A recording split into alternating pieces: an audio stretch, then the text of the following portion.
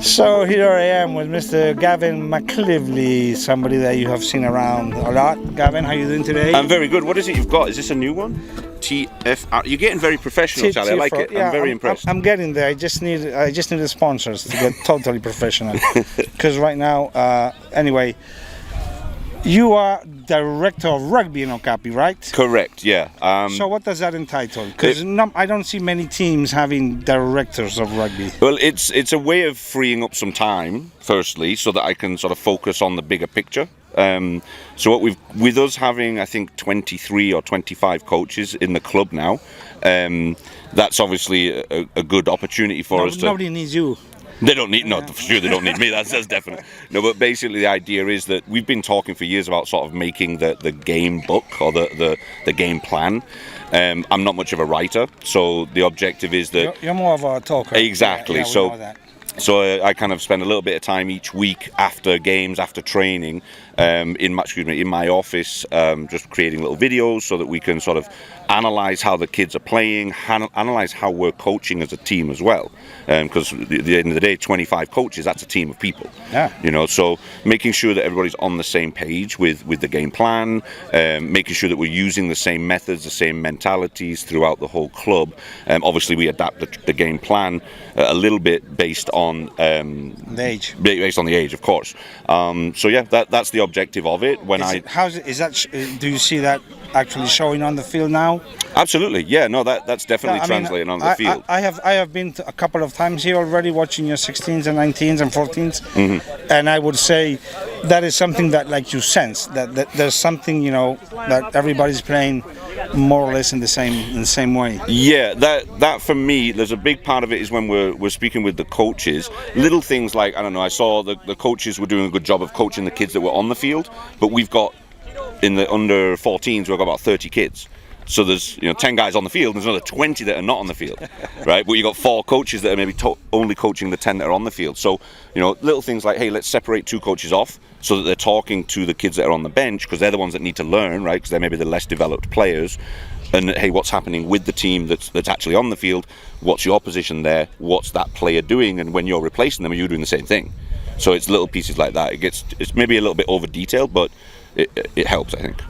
How is this season looking overall compared to last season?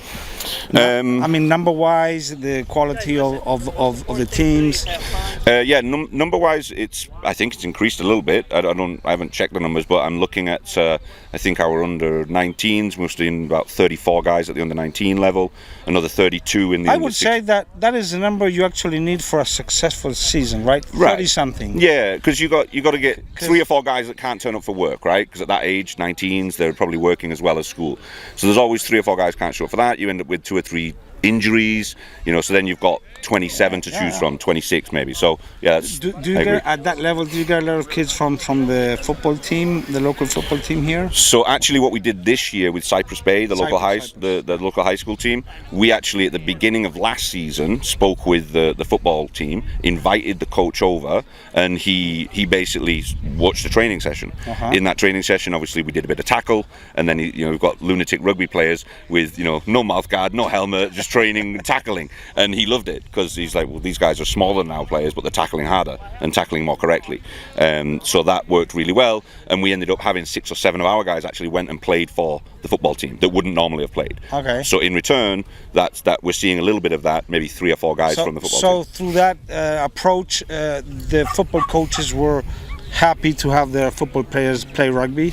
Yes. I was talking with Chris Vasil just now, and they that's something that they sort of accomplished of, sort of actually having the football coaches understand that rugby is not something that's going to take away their player, that's just going to make them better. Yep. Most likely. Absolutely. I think they definitely benefited from it as a football team, firstly, because then you have added 5 or 6 guys that really know how to tackle correctly.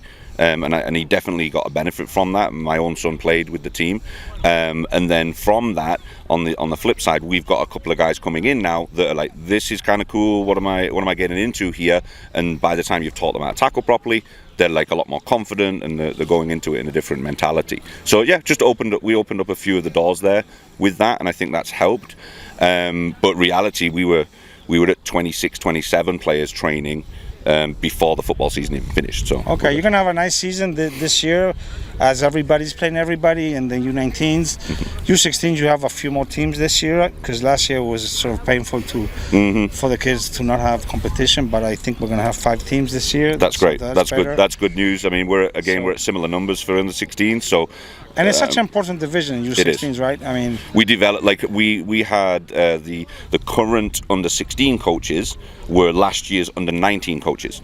So now we're kind of just rotating those guys you didn't around. see my interviews I did here. You weren't there that day. Maybe I was probably sleeping or relaxing. Yeah, okay. So, and as I see your nice shirt here, which I don't have one of, Jaguares, any update on Jaguares? So Jaguares, not too many updates right now, but what I do plan on having done with the whole group, and Chris Vassal's very important part of that as well, is to start doing monthly training sessions, just once a month, maybe on a Sunday, maybe last Sunday of the month, for example.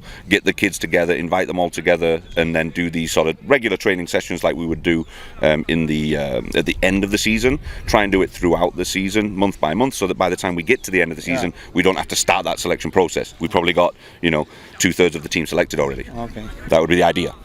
Well, looking forward to a nice day of rugby here. The little kids have already done. We have the U14s playing, U16s, U19. These are like the best days of rugby. Key Biscayne, it's always nice to have Key Biscayne up here. When Key Biscayne, you had Boca. This is something that clubs should look at to have, because just imagine every club, men's team, women's team, having all these divisions playing before their game. That would be really awesome. Exactly, yeah. It's like sort of a family day. It's a little bit quieter than normal today. Yeah. The last time we had Key Biscayne up here 4 weeks ago, and they had every age group was here. It was fantastic. We had a fantastic day out. This time with Boca coming in as well. Great to see them. And a couple of weeks ago we did the same thing with Wellington. So yeah, the more of these things, the better. We've got also sort of in terms of community rugby, we've got Rugby Americas North coming in. Let's talk about that in January, because you have this tournament on the beach coming up in. So Rugby Americas North is for high school also. They want to have a high school division as well, so that'd be under 18s basically. So what we've got so far, it's at Hollywood Beach, Margaritaville, right in front of the hotel there. We'll have the inflatable 5-a-side rugby field, which is phenomenal. It's cute. It's a lot of fun. We have a DJ, we have like vendors and all that kind of stuff. Rugby Americas North organises that. They're basically the division for this region of the world for World Rugby. So they sort of fund it and make it all happen. And I'm usually the guy on the ground just doing the dirty work, which I enjoy doing. And then I get to spend the day at the beach running after the likes of you and the rugby community, making sure that everything happens. But yeah, it's a great day out. So the idea is, right now there's 18 adult teams signed up.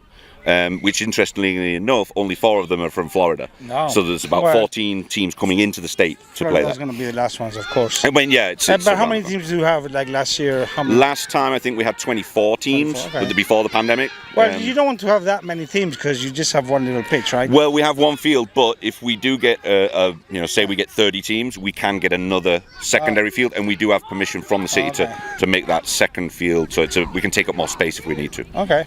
Good time. That's January 8th, and you can register that anytime before the end of this year. Yeah, we'll put some information here. Awesome. Thank you, mate. Hey, Gavin, nice seeing you.